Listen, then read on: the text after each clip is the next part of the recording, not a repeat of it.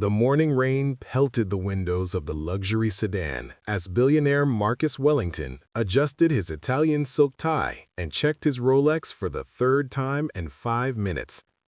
Outside, the streets of downtown Chicago bustled with the usual Thursday morning chaos, but nothing could have prepared him for the encounter that would shatter every assumption he had ever made about worth, talent, and the invisible people society chooses to overlook.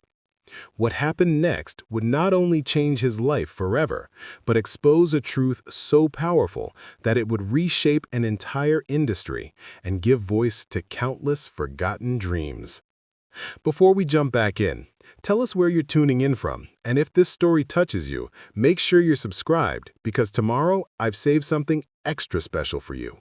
Marcus Wellington had built his fortune on precision, timing, and an unwavering belief that success came to those who demanded it. At 42, he controlled a media empire that stretched across 3 continents, with recording studios, talent agencies, and entertainment venues that had launched the careers of dozens of platinum-selling artists. His penthouse office on the 47th floor of the Wellington Tower offered panoramic views of Lake Michigan, but Marcus rarely looked up from his screens long enough to appreciate the scenery. The morning of September 15th had started like any other in Marcus's carefully orchestrated world. His personal assistant, Rebecca Chen, had briefed him on the day's schedule, while his private chef prepared his usual breakfast of steel-cut oats and organic berries. The agenda was packed with back-to-back meetings that would determine the fate of several emerging artists whose contracts hung in the balance. Today's decisions would either launch careers or crush dreams, a responsibility Marcus carried with the detached efficiency of someone who had learned to separate business from emotion long ago. Wellington Entertainment Group had earned its reputation by identifying raw talent and transforming it into commercial gold. Marcus possessed an almost supernatural ability to spot the next big thing, whether it was a 17-year-old guitarist from Nashville or a hip-hop producer from Brooklyn. His success rate was legendary in the industry, with entertainment magazines regularly featuring him on their covers as the kingmaker of American music. But success had come at a price that Marcus was only beginning to understand. The drive from his Gold Coast mansion to downtown Chicago typically took 35 minutes, time Marcus used to review contracts and return calls to agents representing the biggest names in entertainment. His driver, James Mitchell, had worked for the Wellington family for over a decade and knew better than to interrupt his employer during these crucial morning preparation sessions. The back seat of the armored Mercedes-Benz had been converted into a mobile office, complete with noise-canceling technology that insulated Marcus from the city sounds beyond the bulletproof glass. James navigated through the morning traffic with practiced expertise, taking the route that avoided the more troubled areas of the city where Wellington Entertainment occasionally held auditions for their community outreach programs. These initiatives, designed primarily for positive publicity and tax benefits, allowed Marcus to maintain his image as an industry leader who cared about giving opportunities to underprivileged youth. In reality, Marcus had little direct involvement with these programs, delegating their management to lower-level executives who understood that genuine talent discovery was secondary to maintaining the company's charitable reputation. The previous evening had been particularly challenging for Marcus, as he had been forced to drop 3 promising artists from his roster due to declining sales figures and changing market trends. Each conversation had been brutal in its efficiency, with Marcus delivering the news in boardroom speak that masked the devastating impact on the artists' lives and careers. He had learned early in his career that emotional attachment to talent was a luxury successful executives couldn't afford, but lately these decisions had been weighing on him in ways he couldn't quite articulate. His father, Benjamin Wellington, had founded the company 40 years earlier with a simple philosophy: find talent, develop it ruthlessly, and maximize profits while the market remained favorable. The elder Wellington had built his empire during an era when record executives wielded almost absolute power over artists' careers, a dynamic that Marcus had inherited along with the company itself. Benjamin's portrait hung in the lobby of Wellington Tower, a constant reminder of the standards Marcus was expected to maintain and exceed. The morning's destination was a crucial meeting with Stephanie Rodriguez, the head of artist and repertoire for Wellington's West Coast division. Stephanie had flown in from Los Angeles specifically to discuss the label's strategy for the upcoming quarter, with particular focus on a new reality television show that would showcase emerging talent while providing content for Wellington's streaming platform. The show, tentatively titled Rising Stars, represented a significant investment in both money and reputation, requiring Marcus's personal approval before moving into production. As James turned on to Michigan Avenue, Marcus reviewed the portfolio of potential show participants that Stephanie's team had assembled. The candidates represented a carefully curated mix of demographics and music styles, each selected not only for their talent, but for their ability to generate compelling television content. Marcus had learned that modern entertainment success required artists who could navigate social media, handle controversy, and maintain public interest between album releases. Raw musical ability, while still important, was just one factor in a complex equation that determined commercial viability. The traffic slowed to a crawl as they approached the downtown district, giving Marcus an unwelcome view of the homeless encampments that had grown along several major intersections. City officials had been promising to address the crisis for months, but the visible poverty remained a stark contrast to the gleaming towers that housed Chicago's financial elite. Marcus typically avoided looking directly at these scenes, finding them both depressing and irrelevant to his business concerns. But today, something about the early morning light made the contrast impossible to ignore. His phone buzzed with a text from Stephanie confirming their meeting time and location. The Wellington Building's top-floor conference room had been prepared for their discussion, with catering provided by Marcus's favorite downtown restaurant and presentation equipment tested to ensure smooth delivery of Stephanie's marketing proposals. These meetings had become increasingly important as streaming services and social media platforms disrupted traditional music industry revenue models, forcing executives like Marcus to constantly adapt their strategies or risk obsolescence. Rebecca had included several newspaper clippings in Marcus's morning briefing packet, including a Chicago Tribune article about the city's ongoing struggles with homelessness and youth poverty. The piece featured statistics about the number of young people living on the streets, many of whom had aged out of foster care or fled unstable family situations.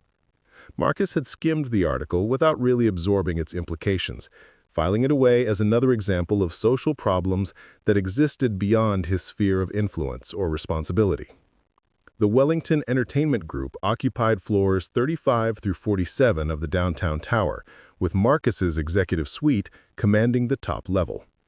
The building's lobby featured gold records and platinum plaques from artists who had achieved success under the Wellington banner, creating an impressive display of the company's commercial achievements. Visitors often spent long minutes studying these awards, many of which represented career-defining moments for artists who had trusted Wellington Entertainment to guide their rise to stardom. As the Mercedes approached the building's private entrance, Marcus mentally reviewed his talking points for the meeting with Stephanie. The television show needed to differentiate itself from existing talent competitions, while providing opportunities for meaningful artist development within Wellington's existing infrastructure. Success would require balancing entertainment value with genuine talent discovery, a challenge that had proven difficult for many similar programs that prioritized drama over musical substance. James pulled into the secured parking garage beneath Wellington Tower, where a private elevator would carry Marcus directly to his office without requiring him to interact with the building's other tenants or visitors. This isolation had become increasingly important to Marcus as his public profile grew, allowing him to maintain the mystique that entertainment industry magazines had built around his reputation as an elusive but brilliant talent developer. The morning schedule would determine not only the future of rising stars, but potentially the trajectory of Wellington Entertainment Group's expansion into new media markets. Marcus understood that today's decisions would echo through the industry for months to come, affecting not only his company's bottom line, but the careers of dozens of aspiring artists who dreamed of the opportunities his approval could provide. The weight of these responsibilities had shaped every aspect of his professional identity, creating a version of himself that prioritized business success above all other considerations. What Marcus could not have anticipated was that his carefully planned day was about to be derailed by an encounter that would challenge every assumption he had made about talent, worth, and the invisible people whose stories rarely intersected with his world of boardrooms and platinum records. The private elevator whisked Marcus to the 47th floor in less than 30 seconds, but as the doors opened, his assistant, Rebecca, was waiting with an expression that immediately signaled complications. Her normally composed demeanor showed cracks of frustration that Marcus had rarely seen during their 3 years of working together. She held a tablet displaying what appeared to be a cascade of urgent emails and missed calls, each notification representing another potential crisis requiring his immediate attention. The Rising Stars meeting with Stephanie Rodriguez had been postponed indefinitely due to a catastrophic technical failure at their Los Angeles studio. A fire in the main recording facility had destroyed millions of dollars worth of equipment and forced the evacuation of several high-profile artists who had been scheduled to complete album projects that week. The incident had triggered a chain reaction of insurance claims, contract disputes, and media inquiries that demanded Marcus's personal involvement to prevent permanent damage to Wellington Entertainment's reputation. Rebecca briefed him rapidly as they walked toward his office. Her voice maintained professional calm despite the magnitude of the crisis unfolding across their West Coast operations. Stephanie's flight had been diverted to San Francisco, where she was coordinating emergency relocations for displaced recording sessions while fielding calls from panicked agents whose clients faced potentially devastating delays. The television show project that had consumed weeks of planning and preparation now seemed insignificant compared to the immediate threat to Wellington's core business operations. Marcus's corner office had been transformed into a command center, with multiple screens displaying real-time updates from the Los Angeles situation. His legal team had already begun assembling documentation for insurance claims, while his public relations staff worked to craft statements that would minimize negative coverage in the entertainment trade publications. The carefully orchestrated routine that had defined Marcus's morning had evaporated, replaced by the kind of crisis management that separated successful executives from those who crumbled under pressure. The financial implications were staggering and still being calculated. The destroyed studio had housed master recordings for dozens of unreleased tracks, backup vocals for major collaborations, and archived material that represented decades of Wellington Entertainment's musical legacy. While digital copies existed for most projects, the loss of analog masters and specialized equipment meant that several albums would require complete re-recording, a process that could cost millions and delay releases by months. Marcus found himself making rapid-fire decisions about resource allocation, emergency contractors, and temporary studio arrangements that would keep Wellington's artists productive while permanent facilities were being rebuilt. His phone rang constantly with calls from insurance adjusters, equipment suppliers, and artists' representatives who demanded immediate answers to questions that would normally require days of careful consideration. The pressure was intense, but familiar, the kind of high-stakes problem-solving that had defined Marcus's rise through the entertainment industry. Preparing and narrating this story took us a lot of time, so if you are enjoying it, subscribe to our channel. It means a lot to us. Now back to the story. By noon, the immediate crisis had been contained enough for Marcus to leave the building for a crucial meeting with emergency contractors who specialized in studio reconstruction. The meeting location had been moved to a downtown restaurant where Marcus could maintain privacy while discussing sensitive financial details that competitors would love to obtain. James waited outside Wellington Tower with the Mercedes running, knowing that timing would be critical for the rest of the day's rescheduled appointments. The route to the restaurant required traveling through several neighborhoods that Marcus rarely visited, areas where Wellington Entertainment occasionally held community auditions, but where he had no personal familiarity. The contrast between his morning in the corporate tower and the street-level reality of Chicago's diverse communities was stark, though Marcus was too focused on his phone calls to pay much attention to the scenery passing outside the tinted windows.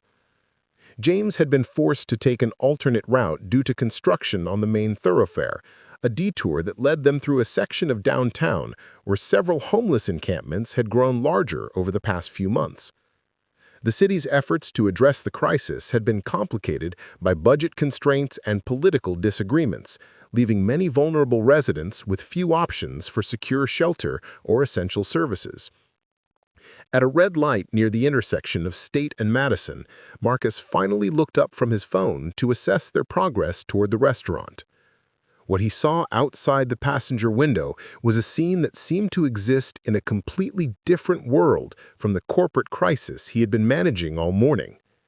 A young girl, perhaps 16 or 17 years old, sat on a piece of cardboard beside a weathered shopping cart that contained what appeared to be all of her possessions. The girl's appearance told a story of hardship that Marcus had encountered only in abstract terms through charity reports and newspaper articles. Her clothes were clean, but clearly worn, layered in a way that suggested she had learned to adapt to sleeping outdoors. Her hair was pulled back in a simple ponytail, and despite her circumstances, she maintained a dignity that was immediately apparent even through the car window. What captured Marcus's attention most completely was the guitar in her hands.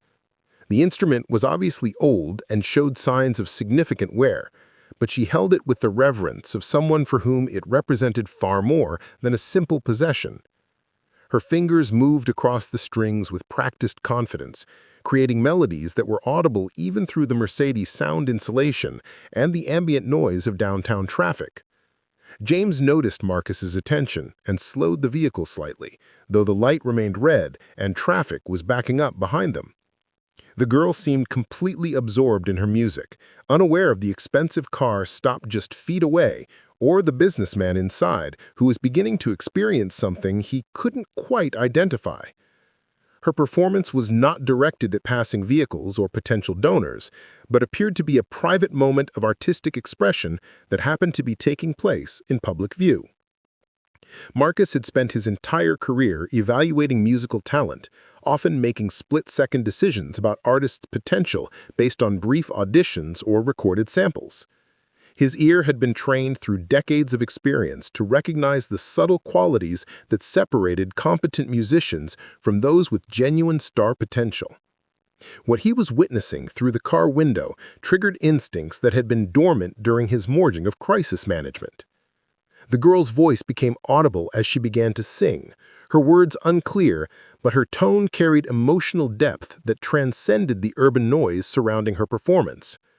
Marcus found himself leaning closer to the window, drawn by something in her delivery that seemed to bypass rational analysis and connect directly with emotions he had learned to suppress during business hours.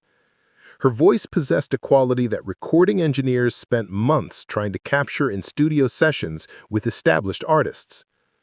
The light changed to green, and James began to accelerate, but Marcus surprised himself by instructing his driver to pull over. The decision was impulsive and completely contrary to his usual behavior, especially on a day when every minute was precious and multiple crises demanded his immediate attention. Rebecca looked up from her tablet with confusion, clearly wondering why they were stopping when the restaurant meeting was already running behind schedule. The contractors were waiting with proposals that required immediate review, and every hour of delay potentially meant millions in additional costs or months of extended downtime for Wellington's West Coast operations. Marcus looked between Maya, who had resumed playing as if their conversation had been a pleasant but unremarkable interruption, and Rebecca, whose expression conveyed the urgency of returning to the business crises that defined his professional responsibilities. The choice seemed simple and obvious, Yet something about this moment felt more significant than any decision he had made during his years of building Wellington Entertainment into an industry powerhouse. The next few seconds would determine not only the trajectory of Marcus's day, but potentially the course of multiple lives in ways that none of them could yet comprehend. Marcus felt the familiar weight of business obligations pressing down on him as Rebecca's reminder about the restaurant meeting cut through his momentary fascination with Maya's performance. The Los Angeles crisis demanded immediate attention, and every minute spent away from damage control could result in millions of additional losses for Wellington Entertainment. His trained executive instincts reasserted themselves, pushing aside the unexpected emotional response that Maya's music had triggered. Looking down at the young woman, who continued playing as if their brief conversation had been merely a pleasant interruption, Marcus felt something shift in his perspective.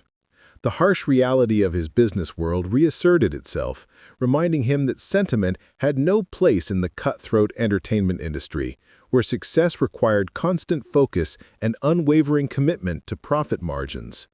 Whatever talent Maya possessed was irrelevant if she lacked the professional infrastructure and marketable image that Wellington Entertainment required from its artists. The contrast between Maya's street performance and the polished presentations he was accustomed to in corporate boardrooms became starkly apparent. Her worn clothing, makeshift performance space, and obvious homelessness represented everything that Wellington Entertainment had learned to avoid when selecting artists for development.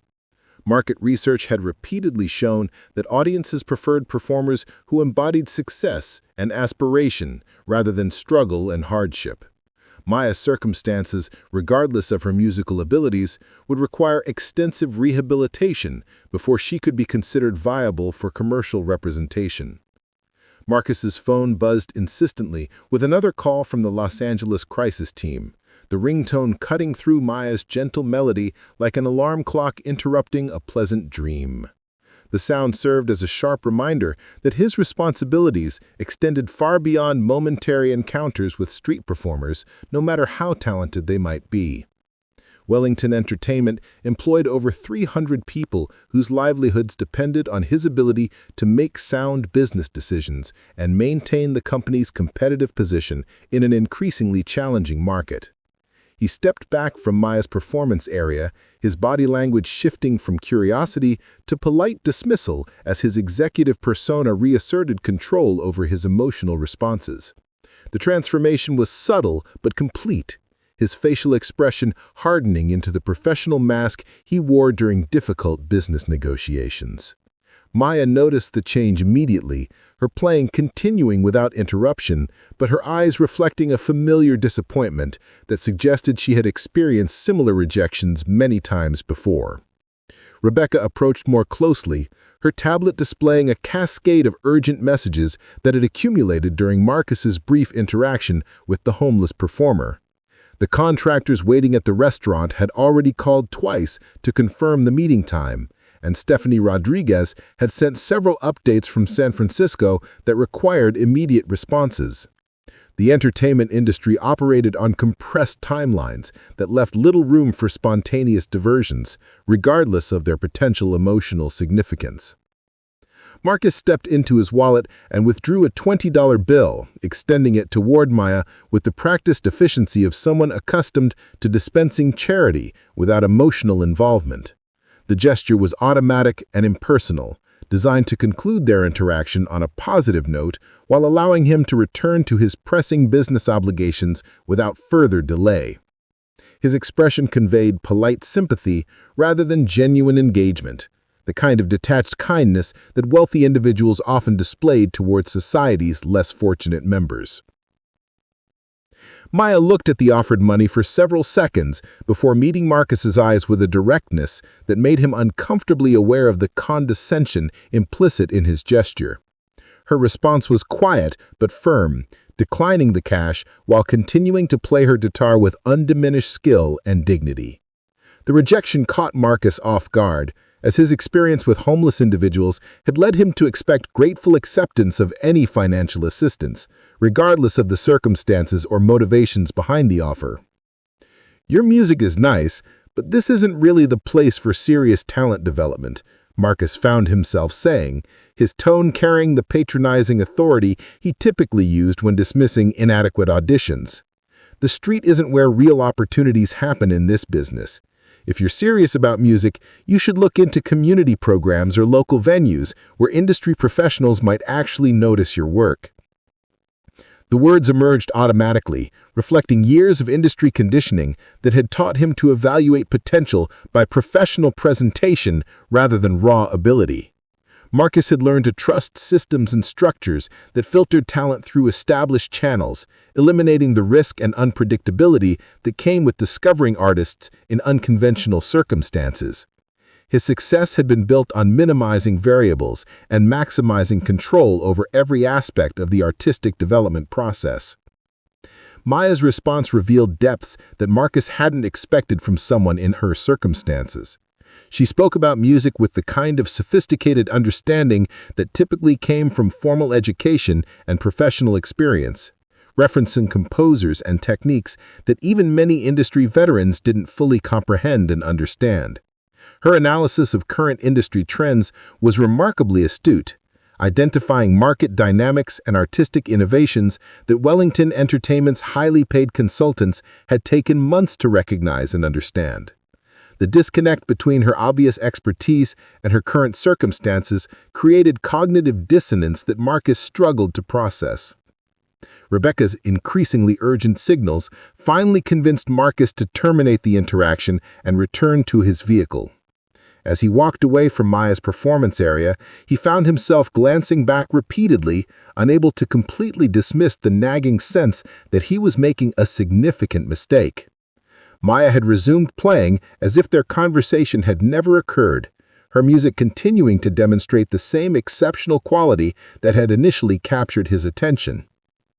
The drive to the restaurant passed in uncomfortable silence as Marcus attempted to refocus his attention on the Los Angeles crisis and the crucial decisions that awaited him.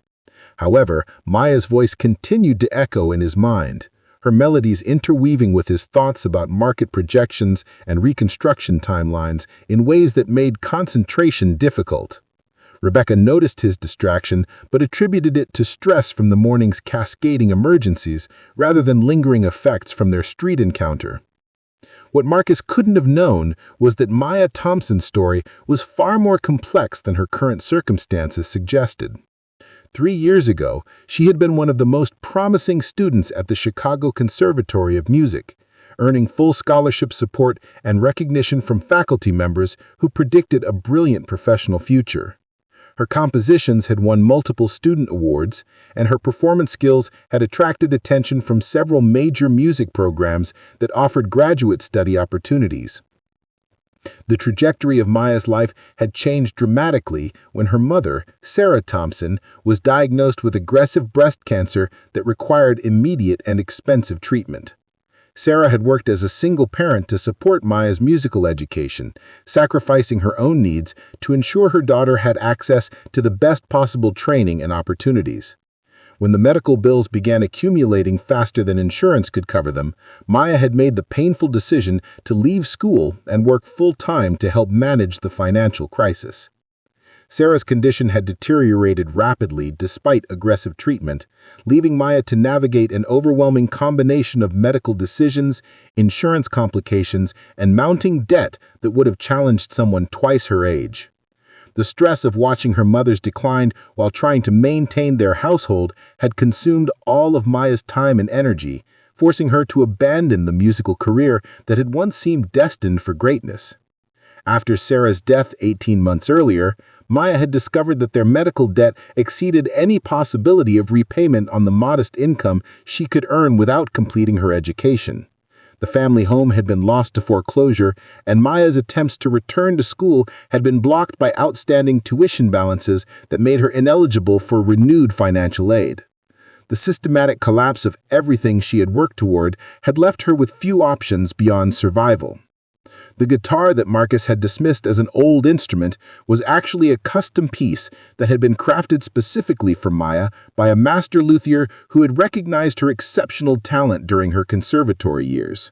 The instrument represented not only significant financial value, but irreplaceable sentimental connection to the musical world she had been forced to abandon. Maya's refusal to sell the guitar, despite her desperate financial circumstances, reflected her determination to maintain some connection to the artistic identity that defined her sense of self. Maya's performances on Chicago's streets served multiple purposes beyond simple fundraising for basic necessities. The music provided emotional outlets that helped her process grief and trauma while maintaining the technical skills that had taken years to develop. Her repertoire included both classical pieces from her conservatory training and original compositions that reflected her experiences with loss, resilience, and the harsh realities of homelessness that few people her age were forced to confront. The intersection where Marcus had encountered Maya was strategically chosen for its acoustic properties and the diverse mix of pedestrians who passed throughout the day. Maya had learned to read her audience carefully, adjusting her performances to match the mood and pace of different times and locations. Her music provided brief moments of beauty and reflection for busy commuters, while generating enough income to meet her basic survival needs. Other homeless individuals in the area had developed protective relationships with Maya, recognizing her vulnerability as a young woman living alone on the streets. These informal networks provided security and information that helped Maya navigate dangers that social service agencies struggled to address effectively. Her musical performances had become gathering points for a community of forgotten people whose stories rarely intersected with the concerns of Chicago's business and entertainment elite. Maya's presence on the streets had not gone completely unnoticed by local authorities and social service organizations, but the complex web of bureaucratic requirements and limited resources had prevented effective intervention. Her age, education level, and lack of substance abuse issues made her ineligible for many programs designed to assist homeless youth, while her inability to provide permanent address information created barriers to accessing employment and educational opportunities that might have offered paths toward stability. The brief interaction with Marcus had triggered emotions that Maya had learned to suppress during her months of street survival. His casual dismissal reinforced her growing sense that the musical world she had once inhabited no longer had space for someone with her current circumstances. The $20 bill he had offered represented the kind of charity that reduced her artistic identity to a simple case of economic need, ignoring the deeper losses and capabilities that defined her actual situation. As Marcus's luxury sedan disappeared into downtown traffic, Maya returned to her performance with renewed intensity, channeling her frustration and disappointment into melodies that captured both the pain of repeated rejection and her unwavering commitment to the musical expression that remained her most authentic connection to hope. The music that flowed from her guitar and voice carried emotional weight that would have impressed even the most sophisticated audiences, but it reached only the ears of passing strangers who lacked the industry connections that could transform exceptional talent into sustainable career opportunities. The restaurant meeting that consumed Marcus's afternoon would prove successful in addressing Wellington Entertainment's immediate crisis, but the memory of Maya's extraordinary voice would continue to surface at unexpected moments, creating a persistent sense of unfinished business that business success couldn't entirely satisfy. The restaurant meeting with the emergency contractors consumed 4 hours of intense negotiations that ultimately saved Wellington Entertainment millions in reconstruction costs and accelerated the timeline for restoring their Los Angeles operations. Marcus demonstrated the decisive leadership that had built his reputation, securing temporary studio arrangements and expedited equipment deliveries that would minimize disruption to their artist roster. By evening, the immediate crisis had been contained, and Wellington's stock price had stabilized after initial panic selling triggered by news of the fire. However, throughout the successful afternoon of crisis management, Marcus found himself distracted by persistent thoughts of Maya Thompson's extraordinary voice and the sophisticated musical knowledge she had displayed during their brief encounter. Her melodies continued to surface in his consciousness at unexpected moments, interrupting his focus during crucial contract negotiations and creating an unfamiliar sense of unfinished business that professional success couldn't satisfy. Rebecca noticed Marcus's unusual preoccupation as they returned to Wellington Tower for a late afternoon debriefing with the senior executive team. His responses to her briefings lacked their typical sharpness, and he had missed several opportunities to pursue advantageous contract terms that normally have captured his immediate attention. The Maya encounter had apparently triggered something deeper than momentary curiosity, though Rebecca couldn't understand why a homeless street performer would continue to occupy her employer's thoughts hours after their interaction. The evening executive meeting focused on long-term strategic planning for Wellington Entertainment's expansion into new markets and platforms. Industry analysts had identified emerging opportunities in streaming content, virtual reality experiences, and international licensing deals that could potentially double the company's revenue within 5 years. Marcus participated in these discussions with his usual analytical precision, but colleagues noticed an underlying restlessness that seemed inconsistent with the day's successful crisis resolution. After the meeting concluded, Marcus remained in his office while the rest of the executive team departed for dinner at an exclusive downtown restaurant where Wellington Entertainment regularly entertained potential clients and industry partners. The 47th floor gradually emptied as support staff completed their daily responsibilities, leaving Marcus alone with his thoughts and an unexpected reluctance to return to his Gold Coast mansion where solitude might intensify his growing discomfort with the day's events. The view from Marcus's corner office encompassed the section of downtown where he had encountered Maya earlier that day. The intersection was barely visible in the distance, but knowing its approximate location created a focal point for thoughts that refused to be dismissed through rational analysis. Marcus had built his career on trusting systematic evaluation processes, yet something about Maya's situation had triggered instincts that contradicted everything his experience had taught him about talent identification and commercial viability. James waited in the building's private garage, prepared to drive Marcus home whenever his employer finished his extended office session. The driver had worked for wealthy clients long enough to recognize the signs of internal conflict that occasionally affected even the most successful individuals when their personal values clashed with professional obligations. Marcus's decision to approach the homeless performer had surprised James, who had observed his employer's typical avoidance of such encounters during their years of working together. Downtown Chicago's evening rush hour had transformed the streets into rivers of headlights and pedestrians, most of whom moved with the purposeful urgency of people eager to reach their destinations and begin their personal time. The contrast between this orderly flow of prosperity and the scattered homeless encampments that existed in the city's margins created a cognitive dissonance that Marcus rarely allowed himself to acknowledge.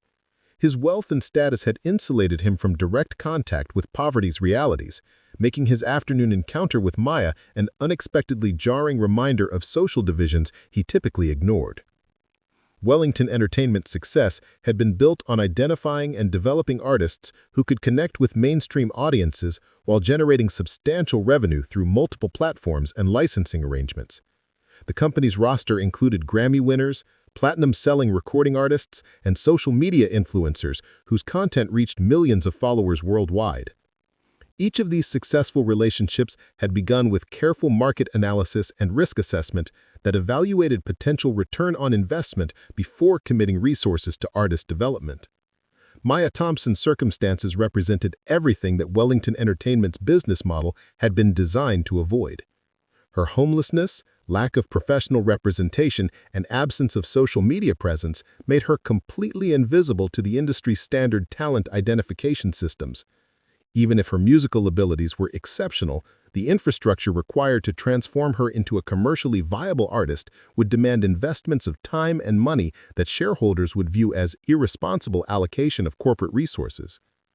Marcus's phone contained contact information for dozens of established artists, agents, and industry executives who could advance Wellington Entertainment's strategic objectives with a single phone call. His Rolodex represented decades of relationship building and millions of dollars in successful collaborations that had created the foundation for his company's current market position. The rational business decision was to focus his attention and resources on these proven connections rather than pursuing speculative investments in unknown quantities like Maya. Yet something about Maya's voice continued to resonate in ways that transcended Marcus's analytical frameworks. Her performance had possessed qualities that recording technology couldn't manufacture and marketing campaigns couldn't fake. The authenticity in her delivery had created emotional connections that many of Wellington's established artists struggled to achieve despite professional training and substantial promotional support. Marcus found himself wondering whether his company's systematic approach to talent development might be filtering out exactly the kind of genuine artistry that audiences were increasingly seeking.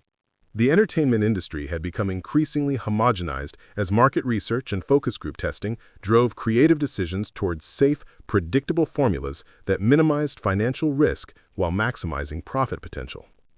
Wellington Entertainment had prospered by perfecting these approaches, but Marcus had begun noticing that breakthrough artists often emerged from outside the established systems, bringing fresh perspectives that challenged industry conventions and captured public imagination in unexpected ways.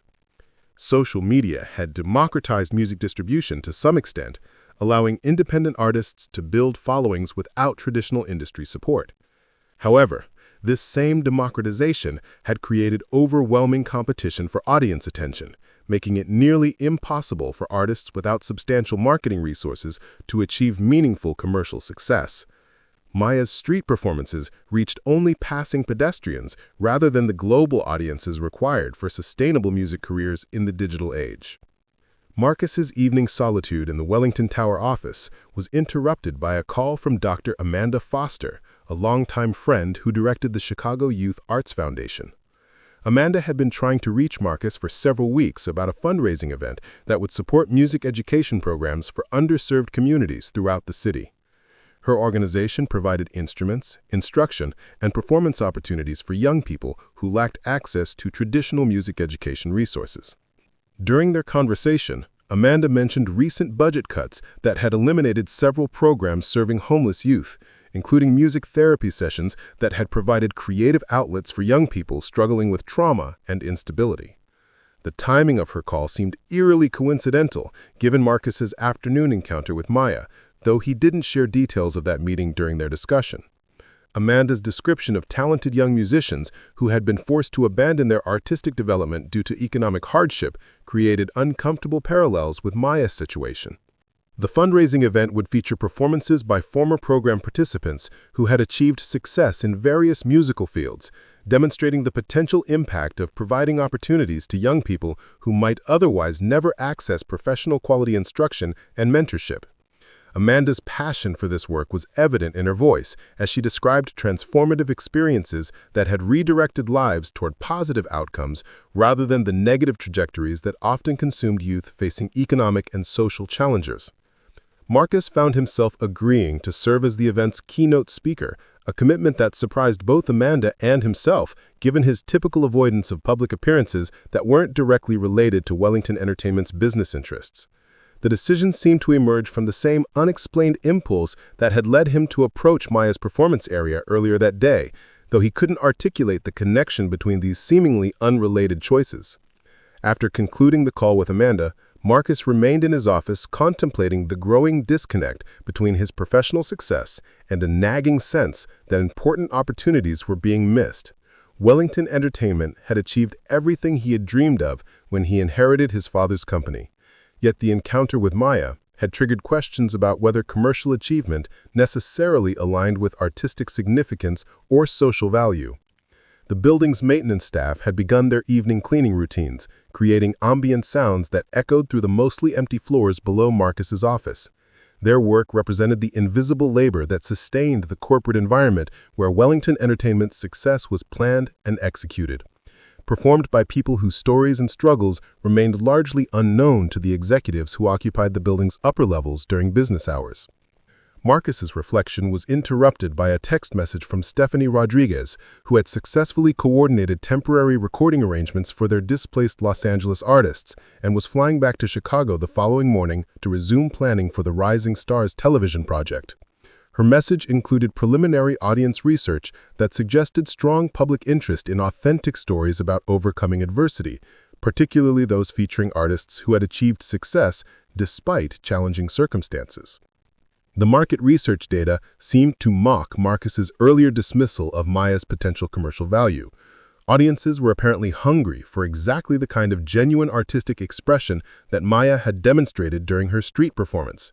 Yet the industry's risk-averse systems continued to prioritize manufactured authenticity over the real thing. The contradiction highlighted fundamental tensions between artistic merit and commercial viability that Marcus had successfully avoided confronting throughout his career. As midnight approached, Marcus finally acknowledged that his extended office session was accomplishing nothing beyond delaying decisions that would ultimately need to be made. The Maya encounter had created emotional turbulence that rational analysis couldn't resolve, forcing him to confront values and priorities that he had buried beneath decades of business focus. The choice between continuing to ignore this internal conflict or taking action to address it would define not only his immediate future, but potentially the direction of Wellington Entertainment's evolution as a company. The drive home through Chicago's late-night streets would take Marcus past the intersection where he had first heard Maya Thompson's extraordinary voice, creating one final opportunity to either dismiss the afternoon's encounter as meaningless coincidence or acknowledge that some opportunities transcended conventional business wisdom and demanded responses based on deeper principles than profit maximization. Marcus spent the weekend in his Gold Coast mansion attempting to focus on quarterly financial reports and strategic planning documents, but Maya Thompson's voice continued to interrupt his concentration at unexpected moments. The sprawling lakefront property offered every luxury that wealth could provide, yet the silence between its perfectly appointed rooms seemed to amplify, rather than quiet, the internal tension that had been building since their brief encounter on Thursday afternoon. Sunday morning brought unseasonably warm weather that drew thousands of Chicagoans to outdoor festivals and street fairs throughout the city. Marcus had planned to spend the day reviewing contracts for Wellington Entertainment's upcoming international expansion. But the beautiful weather and his persistent restlessness combined to create an overwhelming urge to leave his isolated mansion and venture back into the urban environment where real life unfolded beyond corporate boardrooms and exclusive social clubs. James was surprised to receive a call requesting weekend driving services, as Marcus typically spent Sundays in solitude reviewing business materials and preparing for the coming week's challenges. The destination request was even more unusual. Marcus wanted to return to the downtown intersection where they had encountered the homeless musicians several days earlier. James accepted the assignment without question, though he privately wondered what had motivated his employer's sudden interest in that particular neighborhood. The drive through Chicago's diverse communities provided Marcus with perspectives he rarely experienced during his typical routes between home, office, and exclusive restaurants. Sunday afternoon brought families to neighborhood parks, street vendors to busy intersections, and musicians to outdoor venues where art merged with commerce in ways that the corporate entertainment industry had largely abandoned. The vitality and authenticity of these grassroots cultural expressions contrasted sharply with the manufactured entertainment that Wellington Entertainment produced for mass consumption. Maya was performing at the same intersection when Marcus arrived, though her audience had grown to include several families with young children who sat on nearby benches listening to her music with obvious appreciation. Her repertoire had expanded to include songs that engaged her listeners directly, creating moments of shared joy that transformed the busy street corner into an impromptu community gathering space. The children clapped along with her rhythms, while their parents smiled and contributed to the guitar case that served as her collection point. Marcus observed the scene from inside his Mercedes for several minutes before deciding to approach. Maya's ability to create genuine human connections through her music was immediately apparent, demonstrating skills that many professional entertainers struggled to develop despite expensive training and sophisticated marketing support. Her natural charisma and authentic engagement with her audience revealed qualities that record executives spent millions trying to manufacture through image consultants and media coaching. This time, Marcus approached without the urgency and business distractions that had dominated their previous encounter. He waited respectfully until Maya finished her song before speaking, and his demeanor reflected genuine curiosity rather than the patronizing charity that had characterized his earlier dismissal. The children in her audience looked up at the well-dressed stranger with interest, while their parents assessed whether his presence represented welcome support or potential disruption to their enjoyable afternoon. Maya recognized Marcus immediately, though her expression showed surprise rather than excitement at his return. Their previous interaction had followed familiar patterns of brief engagement followed by polite dismissal, and she had learned not to invest emotional energy in encounters that rarely led to meaningful opportunities. Her acknowledgement of his presence was courteous but guarded, reflecting hard-won wisdom about managing expectations in relationships with people whose lives existed in completely different social and economic spheres. Marcus found himself apologizing for his abrupt departure during their previous meeting, explaining that business emergencies had required his immediate attention, but acknowledging that his manner had been unnecessarily dismissive. The apology was unprecedented in his typical interactions with service providers or social inferiors, reflecting genuine remorse rather than calculated relationship management. Maya's response revealed both grace and intelligence, accepting his explanation without bitterness while maintaining appropriate boundaries. Their conversation gradually evolved beyond surface politeness as Marcus asked more substantive questions about Maya's musical background and training. Her answers revealed the depth of knowledge and experience that had surprised him during their first encounter. But this time, he listened with genuine attention rather than skeptical evaluation. Maya's insights into musical theory, performance technique, and industry trends demonstrated expertise that would have impressed conservatory professors and record industry executives. The children, who had been enjoying Maya's performance, began requesting specific songs, creating a natural opportunity for Marcus to observe her professional skills in an unguarded setting. Her ability to adapt her performance style to engage young listeners while maintaining musical sophistication revealed versatility that even seasoned entertainers rarely possessed. Marcus watched her interact with the families, noting her natural warmth and genuine pleasure in sharing her artistry with appreciative audiences. As the afternoon progressed, Maya's informal concert attracted additional listeners who gathered in the small plaza adjacent to the intersection. Office workers taking Sunday walks paused to enjoy her music. Elderly couples sat on available benches to rest and listen, and teenagers stopped their skateboarding to appreciate songs that bridged generational and cultural divides. The diverse audience that Maya's talent naturally attracted represented exactly the kind of broad appeal that marketing executives spent fortunes trying to achieve through demographic research and targeted advertising campaigns. Marcus began asking Maya about her living situation and daily routine, approaching these sensitive topics with unexpected tact and genuine concern rather than voyeuristic curiosity. Maya's responses revealed both the practical challenges of homelessness and her remarkable resilience in maintaining her artistic practice despite circumstances that would have crushed many people her age. Her matter-of-fact descriptions of finding safe places to sleep, protecting her guitar from weather and theft, and navigating social services bureaucracy demonstrated strength and resourcefulness that impressed Marcus profoundly.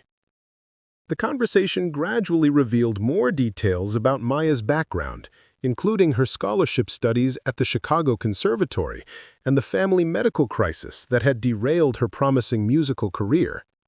Marcus listened to her story with growing amazement and mounting shame as he realized the magnitude of talent and potential that his casual dismissal had represented. Maya's account of sacrificing her education to care for her dying mother revealed character and values that contrasted sharply with the self-serving ambition that dominated Marcus's professional environment. Maya's description of her compositions and musical projects sparked Marcus's curiosity about artistic work that existed completely outside commercial considerations. Her songs addressed themes of loss, hope, social justice, and human connection, with emotional honesty that mainstream entertainment typically avoided in favor of safer, more marketable content. Marcus found himself genuinely interested in hearing more of her original work, recognizing that her creative perspective offered insights into human experience that his corporate artists rarely accessed or expressed. The afternoon's extended conversation revealed that Maya possessed not only exceptional musical talent, but also intelligence, integrity, and emotional depth that made her compelling as both an artist and a person.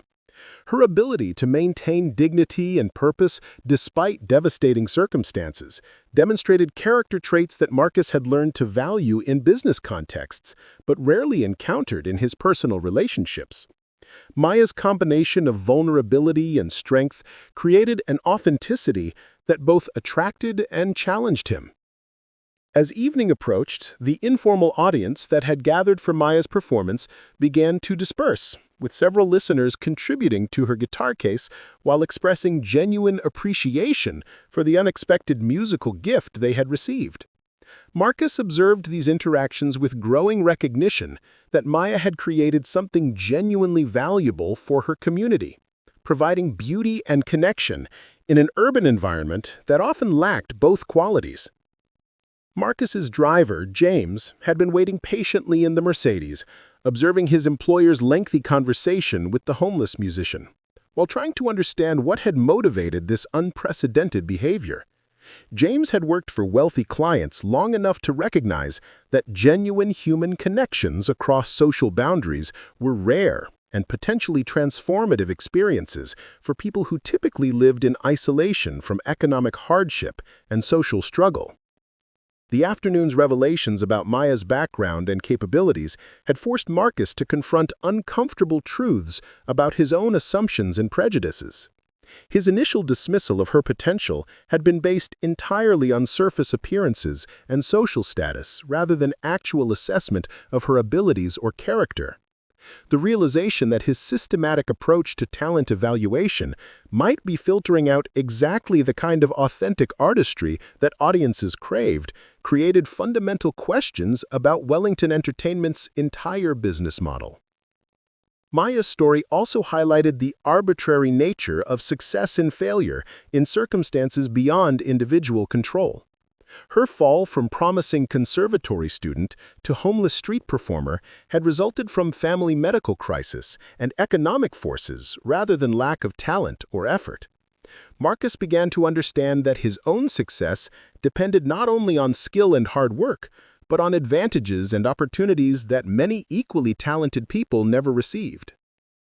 As their conversation continued into the early evening, Marcus found himself sharing details about his own background and the pressures of maintaining Wellington Entertainment's competitive position in an increasingly challenging industry.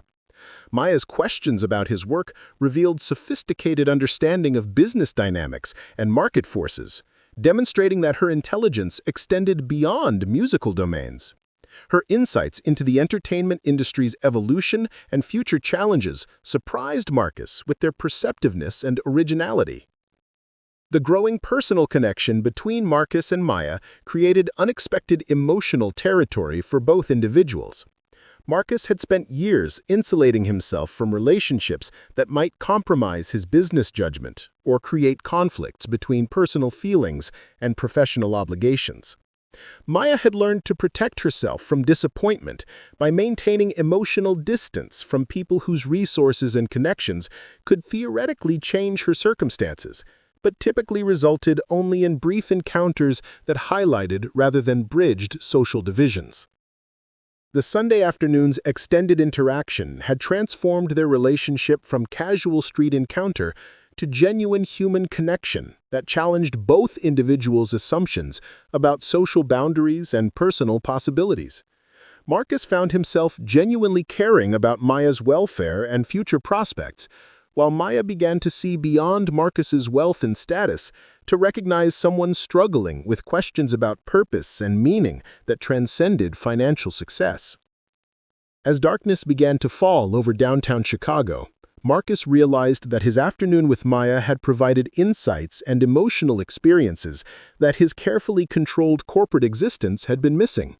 The choice between returning to his isolated mansion and continuing this unexpected relationship would determine not only his immediate future, but potentially the direction of his personal and professional evolution. Monday morning arrived with an unprecedented decision that shocked both James and Rebecca when Marcus announced he would not be going directly to Wellington Tower for his usual executive briefings. Instead, he instructed James to drive him back to the downtown intersection where Maya performed, carrying with him a proposal that had consumed his thoughts throughout a sleepless night of soul-searching and strategic planning. Marcus had spent the dark hours before dawn drafting a comprehensive plan that would address Maya's immediate needs while respecting her dignity and artistic integrity. The proposal involved temporary housing arrangements, access to professional recording facilities, and collaboration opportunities that could showcase her talents without exploiting her vulnerable circumstances. The plan represented a complete departure from Wellington Entertainment's traditional artist development model, prioritizing human potential over market calculations. Maya was not at her usual performance location when Marcus arrived, creating an unexpected moment of panic as he realized how little he actually knew about her daily routines and living arrangements. The intersection looked different in the morning light, lacking the warmth and community atmosphere that her music had created during previous encounters. Marcus found himself asking nearby business owners and regular commuters if they had seen the young woman who typically performed there, feeling foolish but determined to locate her. A homeless veteran named Thomas Washington, who regularly occupied a doorway near Maya's performance spot, provided crucial information about her whereabouts. Thomas explained that Maya typically spent Monday mornings at the downtown public library, using their computers to search for employment opportunities and housing resources, while staying warm and safe during the day's early hours. His protective concern for Maya revealed the informal support networks that existed among Chicago's homeless population, relationships that provided security and information sharing that formal social services often failed to deliver. The Chicago Public Library's main branch buzzed with activity as students, job seekers, and community members utilized resources that served as lifelines for people navigating various forms of economic and social challenges. Marcus had never entered a public library as an adult. His information needs typically meant through private research services and exclusive databases that money could access instantly. The democratic atmosphere of shared learning and mutual assistance created an environment completely foreign to his usual exclusive settings. Maya sat at a computer terminal in the job search section, her worn notebook open beside the keyboard, as she methodically researched positions that might accommodate her lack of permanent address and recent work history gaps. Her concentration was complete despite the ambient noise and constant foot traffic around her workstation. Marcus observed her disciplined approach to job hunting, noting the same methodical persistence that characterized her musical practice and performance preparation. Approaching Maya in this public setting required sensitivity to both her dignity and the curious attention that Marcus's expensive clothing inevitably attracted in the library's diverse environment. He waited until she finished her current search before quietly asking if they could speak privately, mindful that their conversation might be overheard by other library users who could misinterpret the interaction between a wealthy businessman and a homeless young woman. Maya's initial reaction to Marcus's presence in the library was surprise mixed with wariness, as his appearance there suggested either genuine interest in her welfare or potentially problematic intentions that experience had taught her to approach cautiously. Public libraries served as safe spaces for vulnerable populations precisely because they maintained policies and security measures that protected users from harassment or exploitation. Maya's comfort in this environment contrasted with her guarded behavior during street encounters. Marcus presented his proposal with careful attention to Maya's autonomy and decision-making authority, emphasizing that any assistance would be provided without strings attached or expectations of future obligations. His plan included immediate access to temporary housing through a transitional program that Dr. Amanda Foster's organization operated for homeless youth, along with studio time at Wellington Entertainment's facilities where Maya could record her original compositions without commercial pressure or contract obligations. The offer also included access to Wellington's extensive music library, instrument collection, and professional recording equipment that would allow Maya to fully develop her artistic vision using resources that even established artists rarely accessed. Marcus stressed that these opportunities came with no requirement for her to sign with Wellington Entertainment or compromise her creative independence in any way. His primary goal was simply to provide Maya with tools and stability that would allow her natural talents to flourish. Maya's response revealed both gratitude and intelligent skepticism about Marcus's motivations and the sustainability of his proposed assistance. Her questions demonstrated sophisticated understanding of power dynamics and potential exploitation that could result when wealthy individuals became involved in the lives of vulnerable people. She had clearly given serious thought to these issues, perhaps through previous disappointing experiences with well-meaning offerings of help, but ultimately self-serving offerings of help. The conversation continued for over an hour as Maya explored the implications and potential consequences of accepting Marcus's assistance. Her concerns were practical and well-founded, addressing everything from tax implications of receiving substantial gifts to the psychological challenges of transitioning from street survival to comfortable housing arrangements. Maya's thoughtful analysis of the proposal impressed Marcus with its thoroughness and maturity, revealing decision-making skills that many business executives lacked. Marcus found himself sharing more personal information than he had intended, explaining his growing dissatisfaction with Wellington Entertainment's focus on manufactured authenticity rather than genuine artistic expression. Maya's questions about his business practices and industry relationships forced him to articulate criticisms of his own company that he had barely acknowledged to himself. Her insights into the entertainment industry's treatment of artists provided perspectives that challenged many of Wellington's standard operating procedures. The library setting created an atmosphere of equality and mutual respect that would have been impossible in Marcus's corporate offices or exclusive restaurants. Neither participant held obvious advantages over the other in this neutral public space, allowing their conversation to develop naturally without the power imbalances that typically characterized Marcus's professional relationships. Maya's comfort and confidence in the library environment revealed strengths that homelessness had not diminished. As their discussion progressed, other library users began to recognize Marcus from business magazine covers and entertainment industry news coverage. The attention created uncomfortable dynamics that reminded both Marcus and Maya of the public scrutiny that would inevitably accompany any formal relationship between them. Marcus's celebrity status within Chicago's business community meant that his interest in Maya's welfare would likely attract media attention that could complicate her life in unwelcome ways. Maya ultimately agreed to a limited trial arrangement that would allow her to access temporary housing and recording facilities while maintaining complete creative control over any music she produced. Her conditions included absolute privacy regarding their arrangement, with no publicity or marketing use of her story or musical work without her explicit consent. Marcus readily accepted these terms, recognizing that Maya's trust would need to be earned gradually through consistent respect for her boundaries and preferences. The practical arrangements for Maya's transition from street homelessness to stable housing required coordination with multiple agencies and service providers who specialized in working with vulnerable youth populations. Marcus's resources could expedite many bureaucratic processes, but Maya insisted on maintaining relationships with caseworkers and counselors who had provided support during her months of homelessness. Her loyalty to people who had helped her during difficult times revealed character traits that Marcus found both admirable and humbling.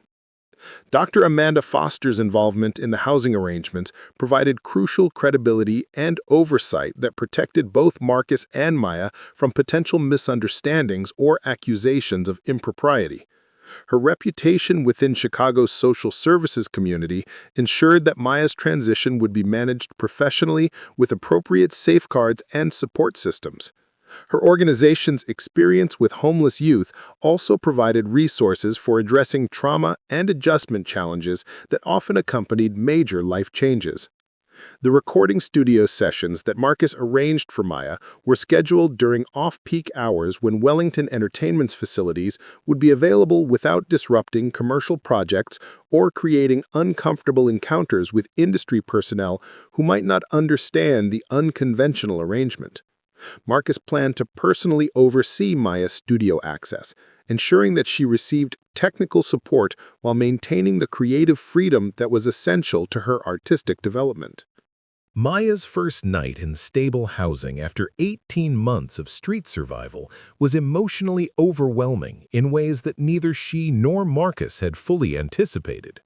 The psychological adjustment to safety, privacy, and basic amenities triggered complex feelings of relief, gratitude, and survivor's guilt about leaving behind other homeless individuals who continued to face dangers and hardships that she had escaped.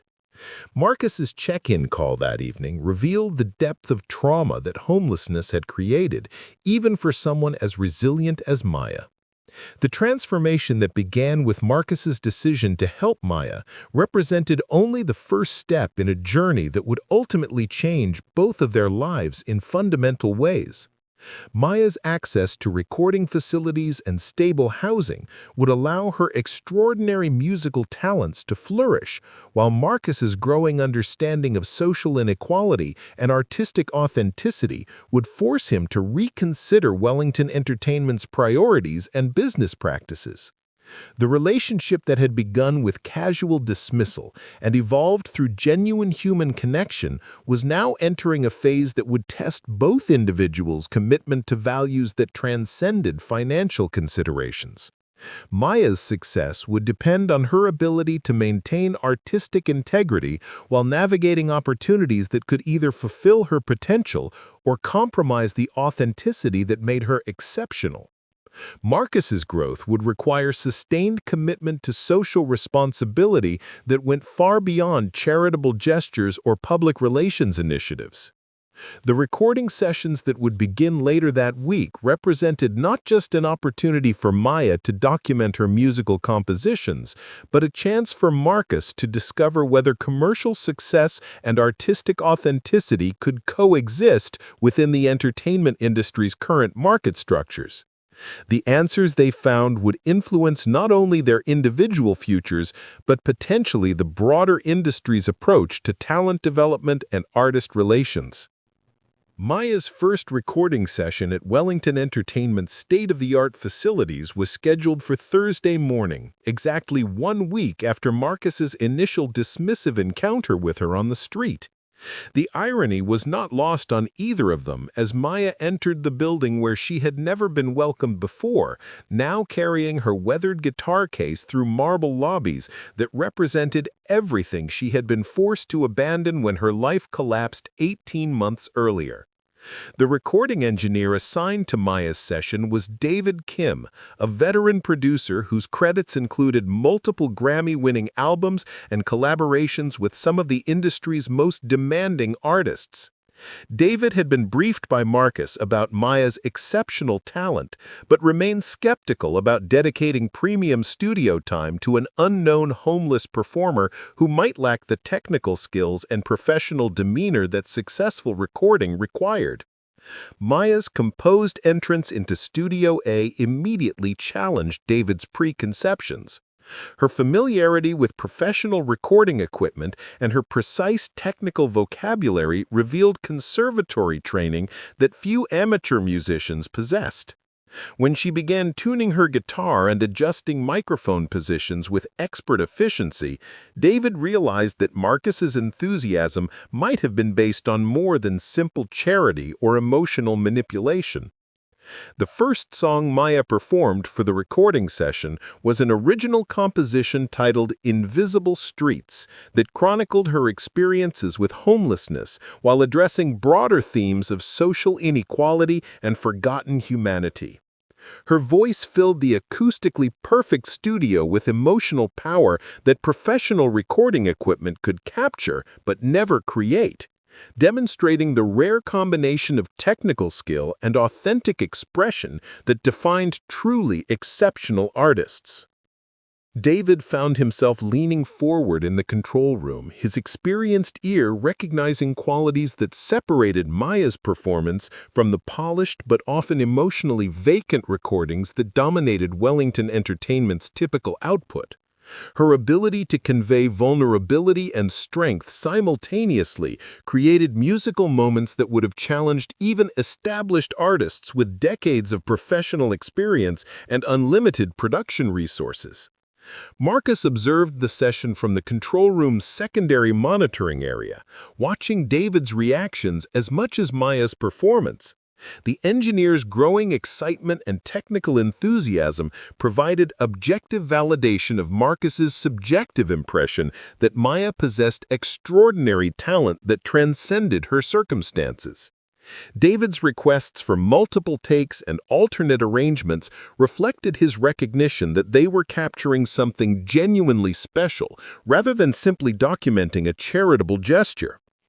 The second composition Maya recorded was a haunting ballad about losing her mother, titled Last Conversation, that explored themes of grief, regret, and the unfinished emotional business that death leaves behind. Her performance was so emotionally raw and technically accomplished that it moved David to tears, a response he had not experienced during recording sessions with internationally famous artists who commanded millions in production budgets. Marcus's own eyes welling with unexpected emotion as Maya's voice conveyed the pain of watching someone she loved slip away while feeling powerless to prevent the loss. The song's lyrics revealed poetic sophistication that many professional songwriters struggled to achieve, while her melodic choices demonstrated musical intelligence that conservatory professors would have celebrated. The combination created art that transcended entertainment to become genuine human expression. The third song, called Tomorrow's Promise, shifted toward hope and resilience without sacrificing the emotional honesty that characterized Maya's earlier performances. Her ability to navigate complex emotional territory while maintaining musical coherence impressed David so profoundly that he began making notes about arrangement possibilities and production approaches that could enhance Maya's natural gifts without overwhelming them with unnecessary embellishment. During a break between songs, David approached Marcus with obvious excitement about Maya's exceptional capabilities and strong recommendations for immediate artist development initiatives that could accelerate her career trajectory. His professional assessment confirmed Marcus's intuitive recognition that Maya represented the kind of authentic talent that audiences craved, but the industry rarely discovered through conventional talent identification systems. Maya's fourth composition addressed her experiences with social prejudice and economic discrimination, using musical metaphors to explore how society's assumptions of worth and value often prevented recognition of individual potential and humanity. The song's complex harmonies and sophisticated lyrical structure demonstrated artistic maturity that contradicted every stereotype about homeless individuals that Marcus had unconsciously harbored before their encounter. As the recording session progressed, Maya's confidence in the professional environment grew visibly, her performances becoming more adventurous and emotionally expansive as she adapted to the studio's technical possibilities. Her suggestions for instrumental arrangements and production techniques revealed a deep understanding of recording processes that surprised even David, whose experience with amateur musicians had led him to expect confusion and intimidation rather than knowledgeable collaboration. The session's climax came when Maya performed an improvised composition that emerged spontaneously from their morning's creative work. The song, which she titled New Beginnings, directly addressed her relationship with Marcus and the transformative impact their encounter had created for both of them. Her lyrics acknowledged the arbitrary nature of opportunity while celebrating the human capacity for growth and change that made redemption possible even in seemingly hopeless circumstances. Marcus found himself openly weeping as Maya's improvised song addressed his own journey from dismissive prejudice to genuine recognition of her worth and potential. Her ability to transform their shared experience into universal themes of human connection and mutual understanding revealed artistic gifts that extended far beyond technical musical ability to encompass emotional intelligence and spiritual insight that true artistry required. David's excitement about the morning's recordings prompted him to immediately contact several industry professionals whose judgment he trusted, sharing preliminary audio files that generated unanimous enthusiasm about Maya's exceptional talent and commercial potential. Within hours, multiple record labels and talent agencies were requesting meetings with Maya, although Marcus insisted that all such contacts be filtered through him to protect her from potential exploitation. The transformation of Maya's circumstances from homeless street performer to sought-after recording artist occurred with unprecedented speed, but her adjustment to sudden industry attention required careful management to prevent overwhelming someone who had spent months focused simply on basic survival. Marcus coordinated with Dr. Amanda Foster's organization to provide counseling and support services that helped Maya navigate the psychological challenges of dramatic life change. Maya's insistence on maintaining relationships with other homeless individuals and continuing to advocate for social services reform revealed character traits that impressed industry professionals beyond her musical abilities. Her refusal to abandon the community that had supported her during difficult times demonstrated loyalty and authenticity that marketing executives recognized as genuine rather than manufactured for publicity purposes. The Rising Stars television project that had been postponed due to the Los Angeles crisis was reimagined around Maya's story, though she insisted on using the platform to highlight broader issues of homelessness and social inequality rather than simply celebrating her individual success. Her conditions for participating in the show included substantial charitable donations to organizations serving homeless youth and requirements that other participants be recruited from underserved communities rather than traditional industry pipelines. Wellington Entertainment's stock price surged when news of Maya's signing became public, driven by investor recognition that authentic talent stories resonated more powerfully with audiences than manufactured celebrity narratives. Marcus's decision to prioritize artistic integrity over commercial calculation had generated both critical acclaim and financial success that validated his evolving approach to talent development and artist relations.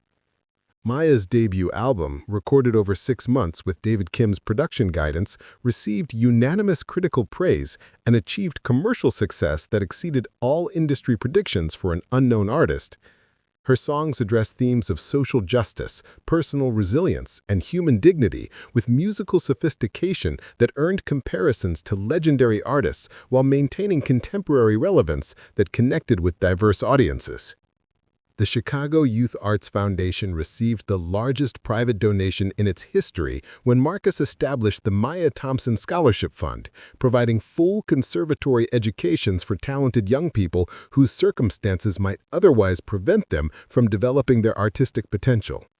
Maya's involvement in selecting scholarship recipients ensured that the program reached students who truly needed support rather than simply those with existing connections to arts communities. Maya's success story generated national media attention that highlighted broader issues of homelessness, social inequality, and the systematic barriers that prevented recognition of individual potential in marginalized communities. Her interviews and performances consistently emphasized collective responsibility for addressing social problems rather than celebrating individual achievement in isolation from community needs. The relationship between Marcus and Maya evolved from charitable assistance to genuine friendship and professional collaboration that benefited both individuals while creating positive changes throughout Wellington Entertainment's organizational culture. Marcus's growing commitment to social responsibility influenced hiring practices, artist development approaches, and corporate charitable initiatives that extended far beyond public relations gestures. Maya's transformation from dismissed street performer to celebrated recording artist became a powerful symbol of human potential that transcended circumstances, inspiring audiences worldwide while generating concrete changes in how the entertainment industry approached talent identification and artist development. Her voice, initially dismissed as irrelevant, had ultimately proven capable of moving not just Marcus to tears, but an entire industry toward greater recognition of authentic artistry and social responsibility. The intersection where Marcus first encountered Maya was eventually renamed Thompson Square in recognition of her contributions to Chicago's cultural life and social justice advocacy. The bronze plaque installed there commemorated not just Maya's individual success, but the transformative power of human connection across social boundaries and the responsibility that privilege carried for recognizing and nurturing potential in unexpected places. Years later, Marcus would reflect on that September morning when he chose to stop his Mercedes and listen to a homeless girl's extraordinary voice as the moment his life acquired meaning beyond financial success. Maya's courage in maintaining her dignity and artistic integrity despite devastating circumstances had taught him that true worth could not be measured by wealth or status, but only by the authentic human connections that created positive change in individual lives and communities. The story that began with casual dismissal and prejudice had evolved into a testament to the transformative power of recognizing common humanity across social divides, proving that sometimes the most extraordinary discoveries emerged not from systematic searches or strategic planning, but from the simple decision to truly see and hear the remarkable people whose stories society too often chose to ignore. Up next, you've got two more standout stories right on your screen. If this one hits the mark, you won't want to pass these up. Just click and check them out. And don't forget to subscribe and turn on the notification bell so you don't miss any upload from us.